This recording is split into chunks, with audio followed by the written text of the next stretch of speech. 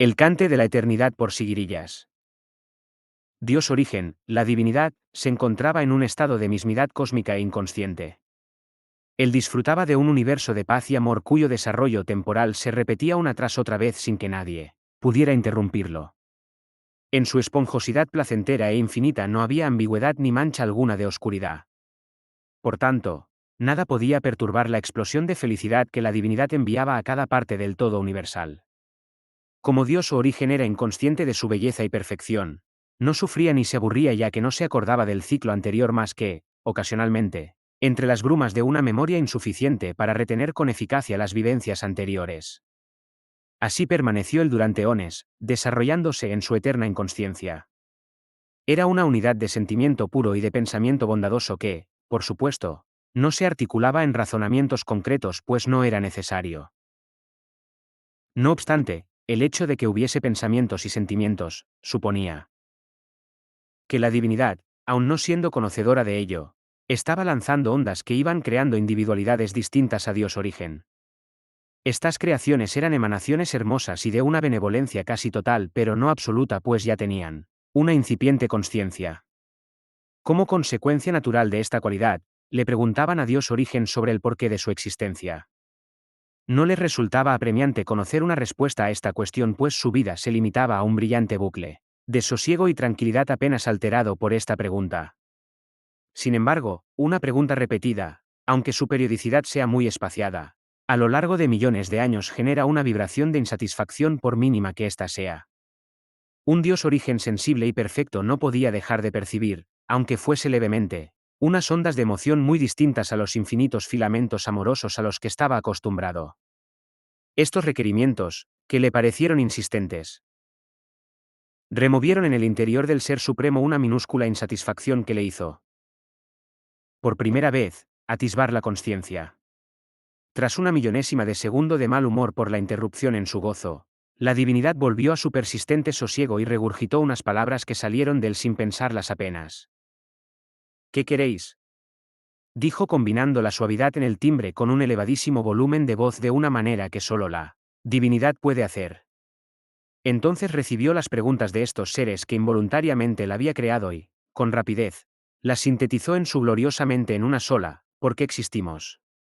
La portentosa luminosidad divina tuvo conciencia indulgente de la ligera alteración psíquica de las otras entidades. Comprendió que solicitasen una explicación a su realidad aunque ésta fuese envidiable y placentera. Por ello, les contestó sin arrogancia pero con seguridad y sabiendo que no iba a ser entendido del todo. La inconsciencia incognoscible necesita hacerse consciente de manera forzosa aunque involuntaria, por eso es inconsciente. Esto es así por su propia naturaleza. La perfección lleva a la imperfección para que ésta se haga otra vez perfecta y así volver a empezar. Vosotros no terminaréis de entenderlo porque no sois absolutamente plenos. Cuando volváis a mí lo comprenderéis. Si queréis haceros una idea podéis mirar en mi interior. Algunos seres preguntones hicieron lo que les solicitaba Dios origen y miraron en su interior. Todo era tan maravilloso que no podrían explicar lo que veían y sentían a quienes estaban fuera, así que, con fuerza y reiteración, les llamaron y estos entraron. Cuando Dios origen les solicitó que salieran, los seres lo hicieron despacio para no trastornar a ese ser que se mostraba tan delicado como majestuoso. Sus mentes quedaron en un estado de desorientación gozosa a la que, casi de inmediato, siguió una espontánea tristeza por no poder vivir en la divinidad ni formar parte de ella. Como Dios origen sintió con claridad el ánimo de los seres, les dijo que confiasen y les insufló alegría con sus buenas intenciones. Los seráficos, que así llamó Dios a esta primera generación de entes surgidos del mismo, volvieron a su vida anterior una vez que habían vaciado sus espíritus, gracias a la intervención divina, de la microscópica incertidumbre que habían padecido.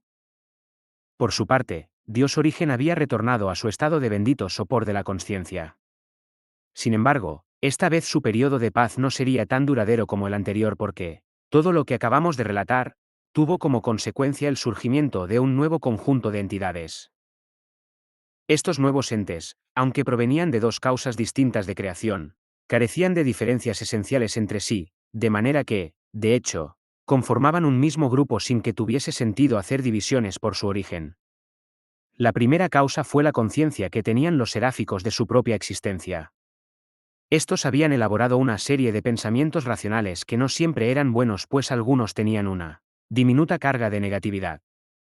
Esta autoconsciencia seráfica parió unas entidades que seguían teniendo un alto grado de luminosidad, pero que ya no era tan portentosa como la de los seráficos. Por otro lado, el circunstancial estado consciente que había mostrado Dios origen como fruto de las dudas de los seráficos, también había conformado otros seres que eran sustancialmente iguales a los formados por las ondas de estos. A estos seres casi idénticos pero provenientes de dos procedencias dispares se les dio el nombre genérico de ángeles menores y, en todos ellos, apareció una esporádica y leve pesadez en su espíritu que llamaron materia. Este peso no les causaba grandes inconvenientes, pues apenas se daban cuenta del mismo y, sin saber por qué, a veces desaparecía para reaparecer en otras ocasiones dependiendo de si el humor de los ángeles menores era bueno o malo. Así que contamos con Dios origen, los seráficos y los ángeles menores. Estos últimos tenían dos orígenes: la eventual consciencia de Dios origen y las exhalaciones de los seráficos, como seres que habitaban el universo. Pudiera parecer que había pocos pobladores en el cosmos, pero no era así. Los seráficos eran miríadas y los ángeles menores multimiríadas. Con tantos entes con una conciencia de su individualidad, en mayor o menor medida, era cuestión de tiempo que se crease una tercera clase de raza cósmica fruto de las aspiraciones emocionales y psicológicas de seráficos y ángeles menores. Estos últimos comenzaron a sufrir pequeñas irregularidades en su existencia. El tedio les invadía en su inmensurable cronología, ya que aguantar millones de años en la pasividad lumínica era, a largo plazo, contrario a su autoconsciencia, y por ello recurrían a juegos con los que romper la monotonía. También debatían y mostraban sus discrepancias respecto a cuándo volverían a Dios origen o si éste recordaría su promesa o la olvidaría. Además, tenían serias dudas sobre el nombre que se les había dado, pues la denominación ángeles menores no la entendían demasiado bien. ¿Quién se la había inventado? ¿Dios origen? ¿Los seráficos? ¿Por qué se les llamó ángeles casecas? Asimismo, razonaban ellos, si había ángeles menores debían de existir los ángeles mayores y estos no podían ser otros que los seráficos. Pero carecía de sentido, entonces, que a estos no se les llamase ángeles mayores. Incluso a alguno se le pasó por la mente la idea de que se les había denominado de una manera algo discriminatoria y ofensiva. Puesto que su memoria era irregular y sus años de existencia incomputables en su inmensidad, llegaron a plantearse que ellos mismos, como broma en una conversación casual, fuesen los autores de su nombre genérico y así quedase fijado para los eones y eones. Todas estas disquisiciones empezaron a causar en Dios origen alguna reacción, pero no eran asuntos irresolubles, ni apremiantes, por lo que retornó a su felicidad acariciadora llena de inocencia y seguridad. Los ángeles menores confiaban en Dios origen y en los seráficos, de forma que tenían una confianza casi plena en que todas sus tribulaciones serían calmadas algún día. Simplemente sentían minúsculas y ocasionales dosis de impaciencia por saber cuándo llegaría ese día. Por consiguiente, ajenos a la imperturbabilidad divina, los ángeles menores continuaron con sus actividades mentales y lúdicas, aunque, igualmente, estas últimas también resultaron problemáticas, pues los juegos generaban insatisfacciones y diferencias, ya que había perdedores y ganadores. Además, se originaban discusiones porque ocasionalmente surgían interpretaciones distintas sobre las normas y el acierto de los arbitrajes en las competiciones. Como eran seres muy perfeccionados en su espíritu y composición, las derrotas y victorias se repartían equitativamente de manera natural como efecto casi mecánico de las eternas reglas cosmológicas.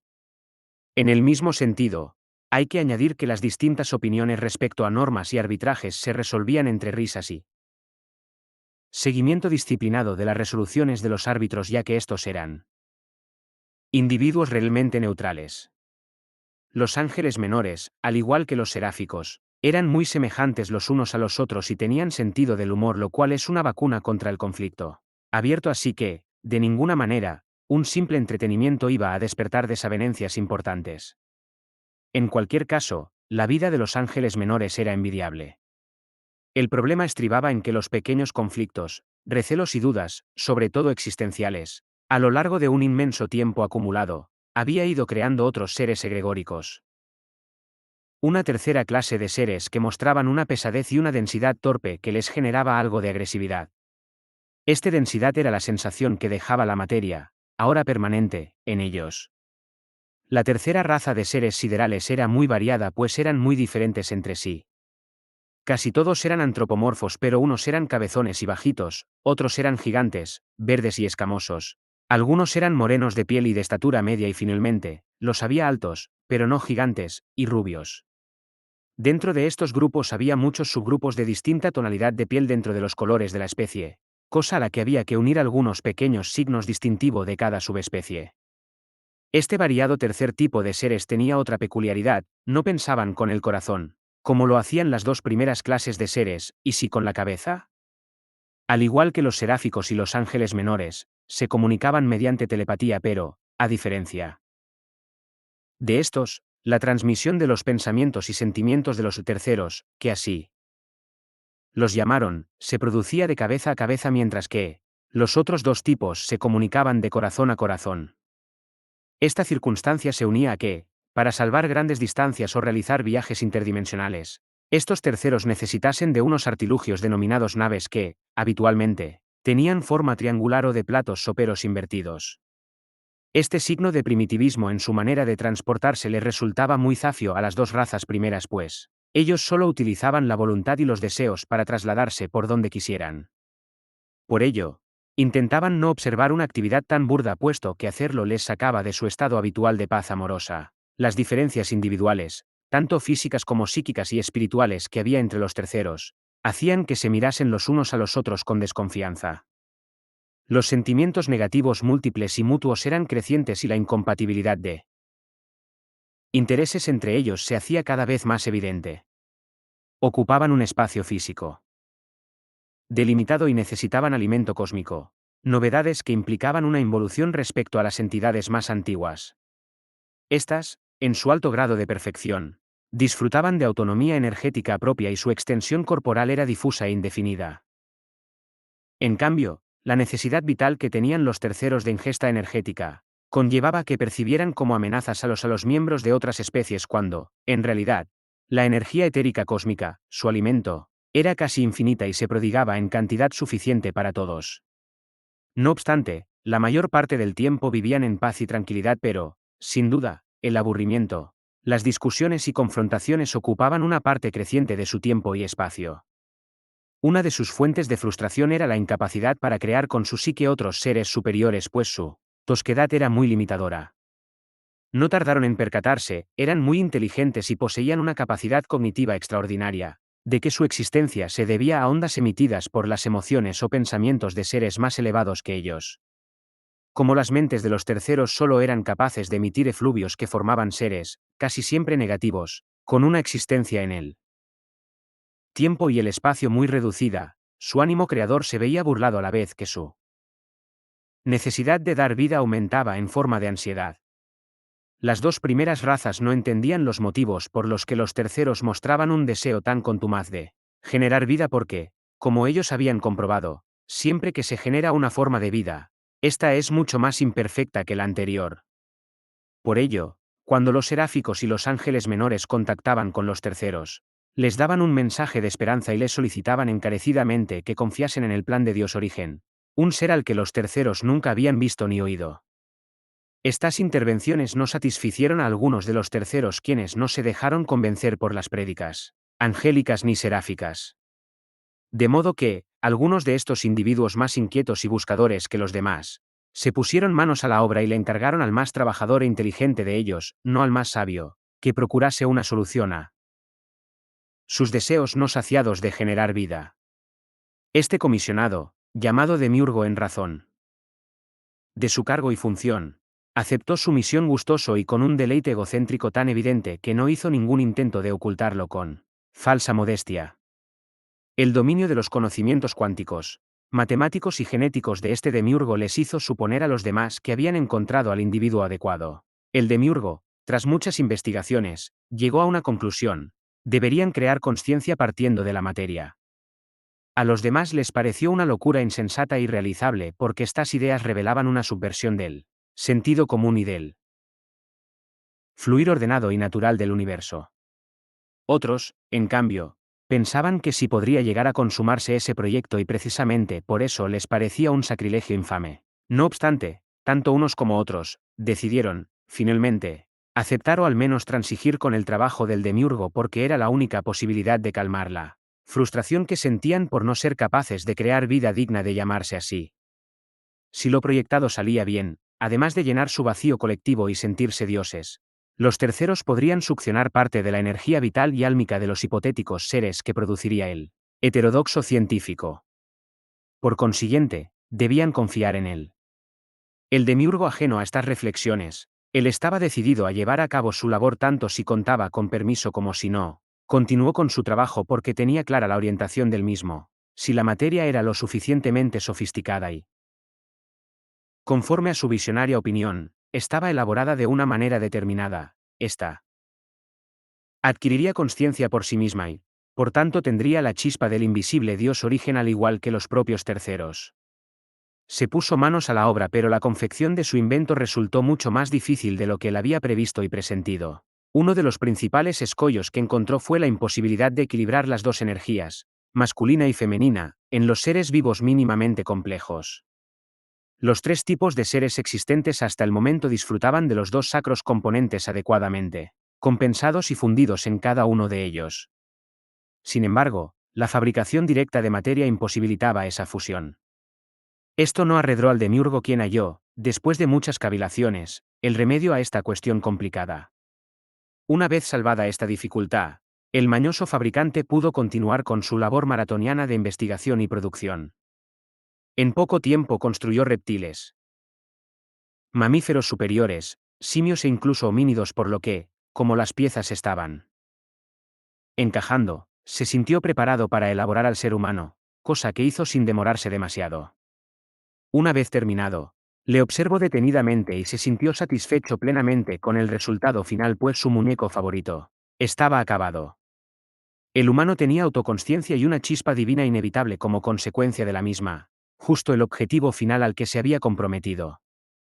El proceso de creación de materia y vida resultó un largo camino plagado de innumerables errores trufados de aciertos, aunque, en su enorme egocentrismo, él demiurgo pensó que todo había sido justo al revés, pues él nunca había destacado por su modestia. Este ser creador de materia era inmaduro y presuntuoso, por lo que no resulta extraño que, como experimentación lúdica, se hiciese pasar ante los humanos por Dios origen y que, además, permitiese que algunos de sus amigos terceros fingieran ser entidades angélicas. Los terceros estaban realmente contentos con un juguete, el humano, que no sabía que lo era a pesar de que tenía conciencia de su individualidad y existencia. Como la aberrante construcción material del demiurgo había sido ejecutada a escondidas de los seres superiores, los terceros pensaron que su alegría y sus juegos durarían eternamente, pero no fue así porque, como era de esperar, el ser supremo origen de todo comenzaría pronto a salir de su feliz letargo. Hasta entonces y desde su último despertar de conciencia, Dios origen no había sentido la urgencia de un regreso consciente, pues pensaba que las malas ondas de los terceros podían ser controladas por los seráficos y los ángeles menores. Sin embargo, ahora todo se había complicado con las vibraciones de insatisfacción y conflicto que enviaban los seres humanos, pues, debido a su intensidad, el Ser Supremo volvía a despertar como inteligencia autoconsciente. Una vez que Dios, origen, había recobrado por completo su consciencia, se sorprendió por la megalomanía del demiurgo, quien había invertido la lógica creadora, creando así un sufrimiento repetitivo e indefinido.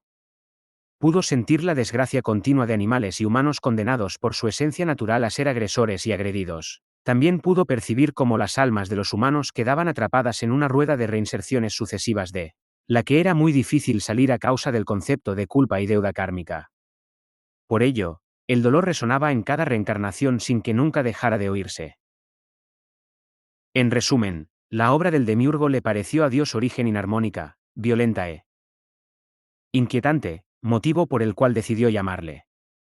El demiurgo acudió ufano a la llamada divina, pues, en su puerilidad narcisista, no se planteaba que el Ser Supremo tuviera siquiera algún pequeño inconveniente respecto a su obra. El aciago constructor genetista estaba muy contento y satisfecho de sí mismo porque había conseguido hacer compatible en la práctica conceptos que se pensaba que no lo eran. En concreto, había compaginado la materia compacta con la consciencia y la chispa de Dios origen. El Ser Supremo, como ya hemos visto, no compartía este punto de vista. Se sentía triste ante tanta aberración creadora. Todo lo que se le había ocurrido al imprudente Demiurgo era tan incoherente que no se podía, por mucho que se quisiera, encontrar un hilo lógico que sirviese como principio para hilvanar un arreglo aceptable. No era posible una reforma que armonizara lo creado por el Demiurgo con la realidad de otros planos. Después de unos segundos de contemplación del desastre, Dios Origen preguntó, ¿era absolutamente necesario realizar esa separación de los componentes sagrados en seres masculinos y femeninos? Así es. Respondió el Demiurgo.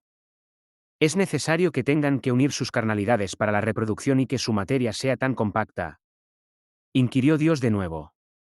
Efectivamente, respondió con aplomo el interpelado. El interrogatorio continuó pues Dios Origen, aunque era omnicognosciente.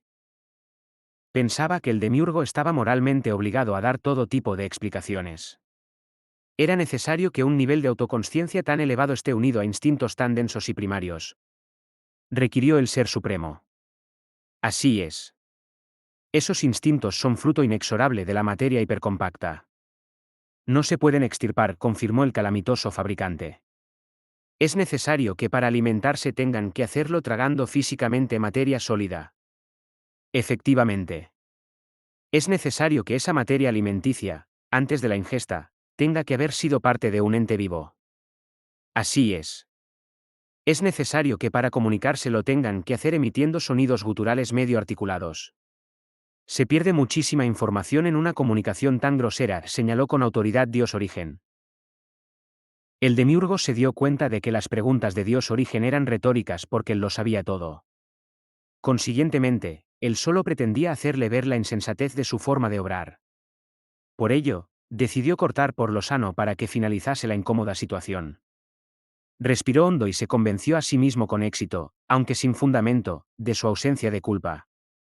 De manera que miró de frente a Dios Origen y con pasmosa naturalidad concluyó, esto es lo que hay. La actitud del demiurgo no era desafiante, pero sí imperturbable y desprendía la calma de quien no tiene conciencia de la ética o de la falta de la misma.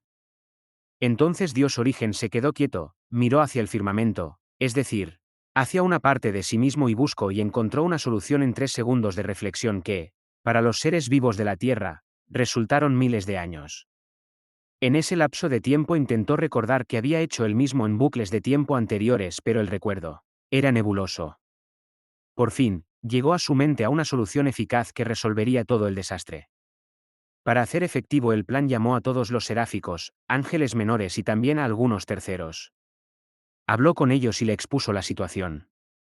Ellos deberían crear las serendipias y aparentes casualidades necesarias para que se diera la circunstancia que llevaría, de forma directa e inevitable, al ser humano a librarse de su limitación carnal y tridimensional. Encargó a los seres cósmicos colaboradores que comenzaran a generar situaciones sincrónicas. Ya solo quedaba esperar. Por fin, se acabaría todo ese mundo material que era un engendro fruto de una mente calenturienta y egocéntrica. Desde que el hombre fue creado habían pasado años, siglos y hasta milenios. A pesar de ello, casi ningún ser humano había logrado contactar con Dios Origen. Más frecuente era, aunque tampoco mucho, la comunicación de seres humanos con terceros e incluso con ángeles menores y seráficos. Algunos terrestres habían conseguido, de forma relativamente habitual, establecer contacto con seres superiores e incluso empezaban a entrever el truco y la tramoya que se hallaba detrás del telón de la llamada realidad. Entre estos afortunados se encontraba Pablo M. Hornacho, un youtuber español cuyo éxito no era exagerado pero sí existente pues, en los últimos años, había aglutinado un contingente de seguidores suficiente como para llamar la atención de medios tradicionales y generalistas. Él casi siempre rechazaba las ofertas de entrevistas o de colaboración de estos medios porque consideraba que si aparecía en ellos, sobre todo en la televisión, su mensaje se adulteraría y perdería fuerza. Sí que aceptó intervenir algunas veces en la radio, pero tampoco se prodigó en exceso. Su canal de YouTube trataba indistintamente temas filosóficos, espirituales y paranormales porque, en su opinión, la diferencia entre estas tres materias apenas existía y se superponían las unas a las otras. Sus ideas eran heterodoxas incluso para aquellos que gustaban de la mística moderna y de la nueva era. Él hablaba con seres de otros mundos y de otras dimensiones. Además, canalizaba voces e intuiciones especiales que venían no se sabía de dónde. Sus dos últimos vídeos habían causado una polémica sin parangón en el sector y no solo había tenido reacciones de España y de la América de habla hispana, sino que también habían sido subtitulados y divulgados en países anglosajones e incluso nórdicos. A Hornacho le extrañó favorablemente recibir más insultos que ridiculizaciones porque eso significaba que había tocado una fibra sensible y que tomaban sus palabras en serio. También recibía apoyos en mayor medida de lo que él mismo esperaba, así que el balance de las redes sociales era positivo, aunque, a primera vista, pudiera parecer lo contrario. La polémica canalización que transmitía era tan inconcreta y extraña que ni él mismo pudo entenderla en su totalidad. Se basaba, dicho mensaje, en que el fin del mundo estaba cercano. Empero, a diferencia de todos los milenaristas y apocalípticos personajes al uso, él sostenía que el final no iba a ser traumático y que los humanos apenas nos enteraríamos, pues, afortunadamente, la expiración de nuestra raza vendría de la manera más inesperada e inocua. En esta revelación, que provenía ni más ni menos que de Metatron, se decía que sería suficiente con que un ser humano sintiese, por un instante, lo mismo que alguna vez había sentido Dios origen. En ese momento, el ser humano pasaría a una dimensión más elevada y, por tanto, el mundo y la humanidad, tal y como la entendíamos, desaparecería. En la siguiente canalización Hornacho le expresó a Metatron sus dudas. El mensaje le había infundido pesimismo porque Dios origen es un ser infinito y la infinitud y la limitación humana eran incompatibles. Por consiguiente, un ser humano no podría sentir nunca como una entidad a la que no podía acercarse ni comprender. Metatron, o el que decía llamarse así, le contestó con una voz que retumbó por toda la casa de Hornacho: Dios es inconsciente o casi. Por tanto, las emociones pueden ser parecidas o esencialmente iguales en un momento dado. Debes saber que los humanos sois más irracionales que racionales aunque creáis lo contrario. Esto pasará y, una vez que ocurra, el mundo y vosotros trascenderéis. Todo ello pasará de la forma más inesperada. Esto es lo que me dijo Metatron y no puedo explicarlo mejor porque soy humano y simplemente traslado lo que me cuentan, dijo en su último vídeo con tranquila seguridad. Hornacho añadió que Metatron decía que si era correcto hacer yoga, reiki, meditación trascendental y hacer el bien o por lo menos no hacer el mal. El emitir ondas benéficas y pacíficas era bueno y favorecía que pudiera darse este importante cambio. No le habían explicado por qué, pero estaba claro que era así. En esto coincidía con algunos de los gurús de la espiritualidad quienes por interés o por convencimiento empezaban a coincidir en que la transmutación del ser humano sería completamente sorprendente y se concretaría de una manera que nunca nadie se podría imaginar.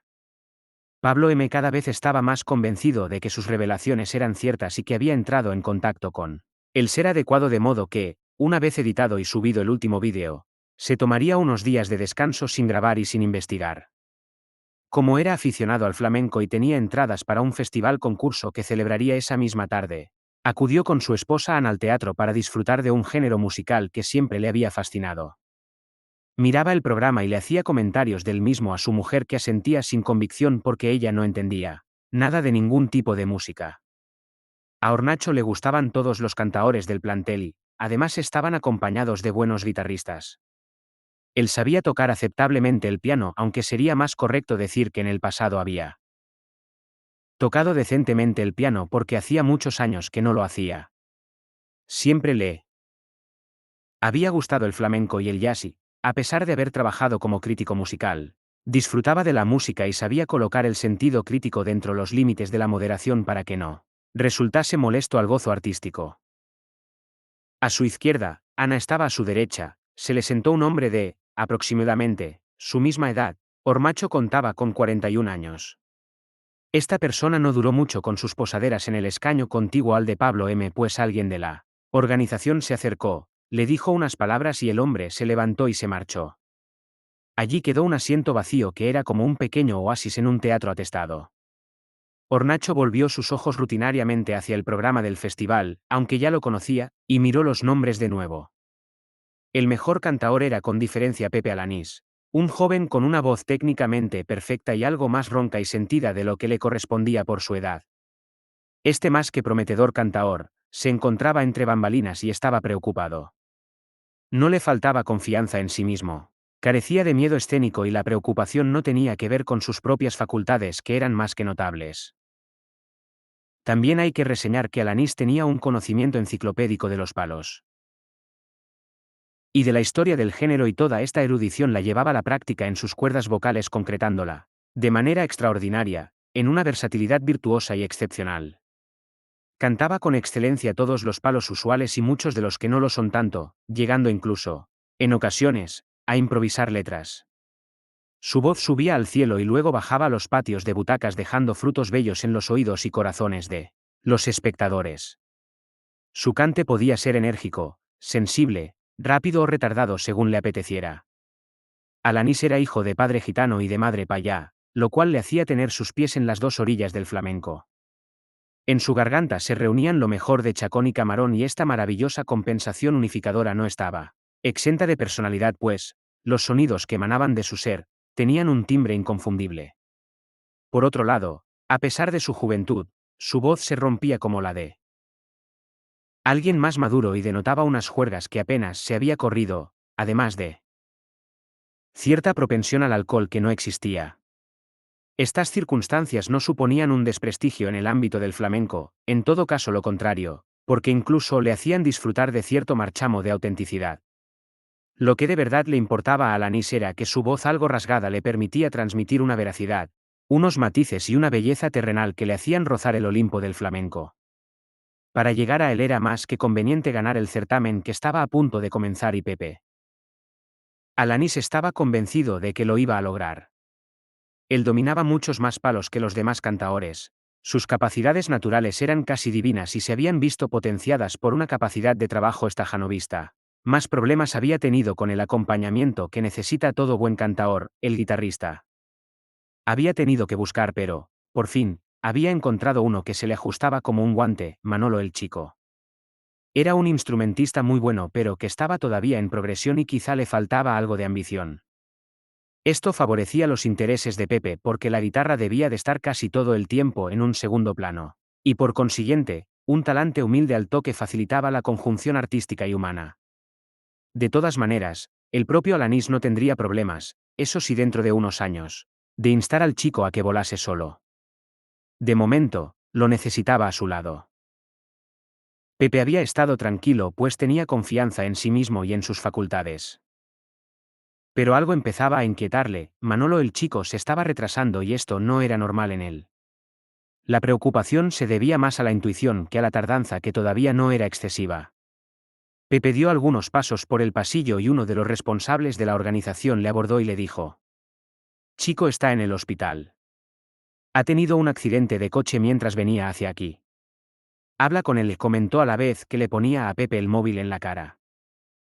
Efectivamente, al otro lado de la línea estaba Lolo Chico quien le explicó los detalles del accidente al cantaor. No era grave pero tenía una pierna rota, estaba en observación y la mano derecha estaba dislocada.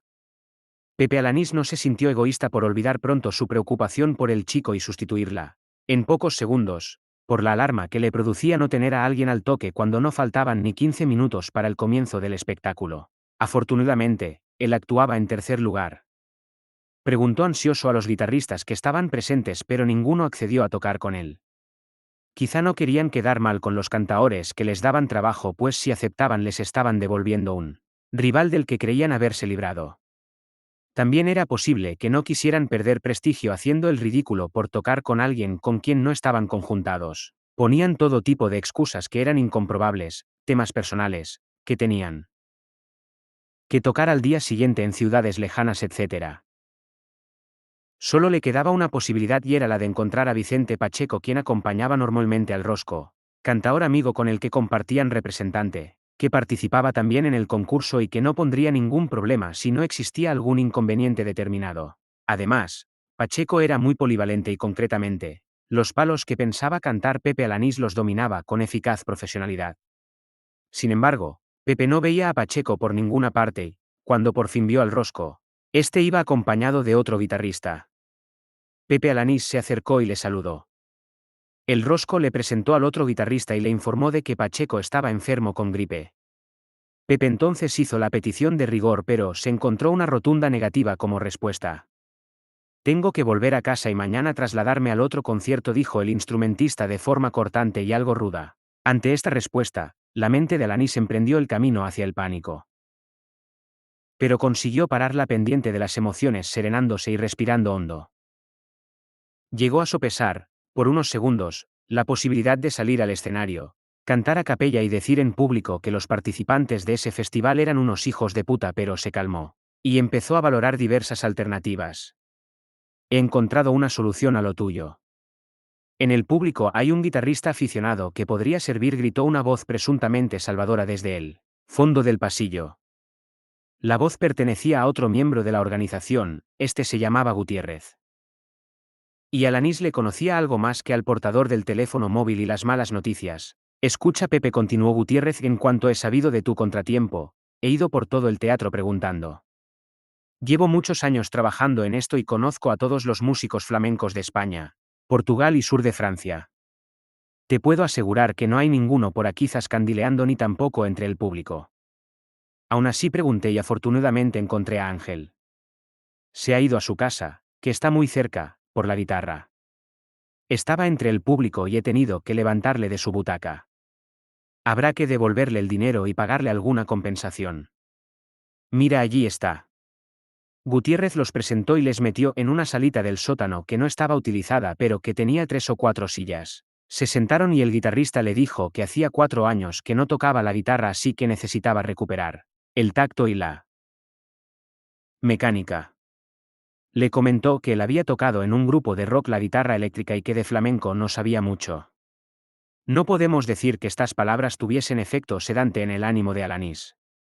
Sin embargo, lo peor estaba por llegar, ya que sus nervios se revolvieron cuando escuchó tocar a Ángel unos acordes acartonados y sin brillo combinados con un más que modesto punteo.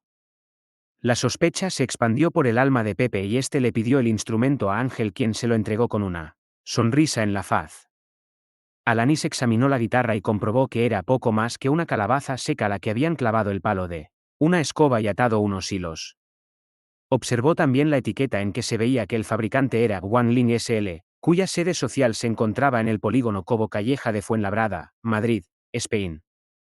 El aspecto de la supuesta guitarra era penoso y el sonido que salía de ella era coherente con la imagen.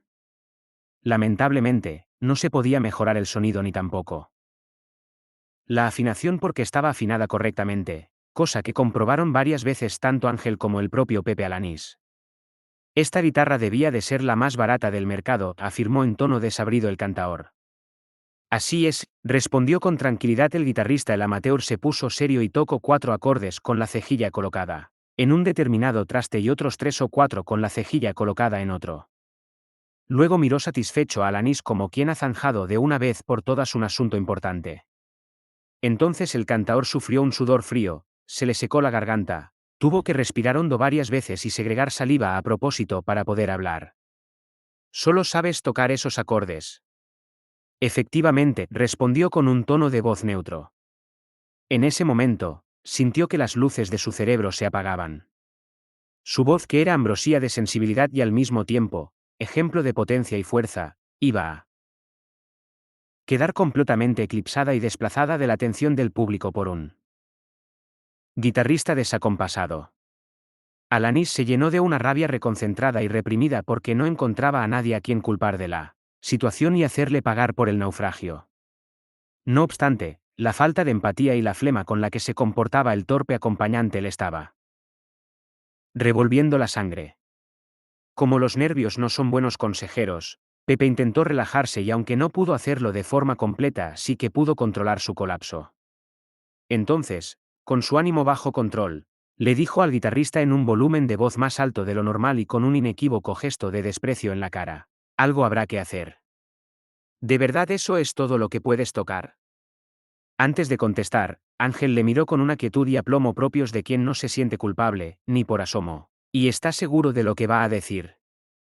No era una mirada desafiante, sino una mirada de aceptación y algo paternal, porque casi doblaba la edad al prometedor cantaor. No dejó de mirar fijamente a Pepe cuando expuso verbalmente su certera conclusión. Esto es lo que hay, dijo vocalizando cada sílaba para que nadie se llamase a engaño. En ese instante Alanis no supo cómo reaccionar, le parecía que la situación era irreal, pues todo resultaba sumamente extraño. Miró al techo unos segundos buscando una inspiración y pareció que la había encontrado, pues su mente había esbozado un plan de actuación. Entonces fue bajando la mirada para comunicar su conclusión al torpe instrumentista e, inexplicablemente, las imágenes que le rodeaban comenzaron a distorsionarse, las sillas, la cara y el cuerpo de Ángel, las paredes, etc. Notó asimismo que su propio cuerpo se disgregaba y que su mente se dividía. Parte de su mente entró en la mente del guitarrista y también notó que su conciencia entraba en la mente de muchas personas a las que no conocía. Pudo conectar también con la mente de Katá, su novia, y finalmente, se sintió parte de una conciencia única distinta a la que habitaba el cuerpo de Pepe Alanis. La realidad física se iba haciendo más borrosa. Dejaron de existir los sonidos terrenales y pudo oír los sonidos cósmicos que no le habían permitido percibir, hasta el momento, sus limitados y ya caducos sentidos humanos. En un momento dado, todo lo que le rodeaba se borró del todo y, en ese preciso instante, él se disparó hacia arriba. Subió primero a la estratosfera, luego la dejó atrás y prosiguió su ascensión hasta que rompió y traspasó una membrana violeta con algún que otro destello a rebol. Ya en el otro lado, la conciencia única se transformó en espíritu casi puro, pues se había producido una depuración de la conciencia de toda la humanidad.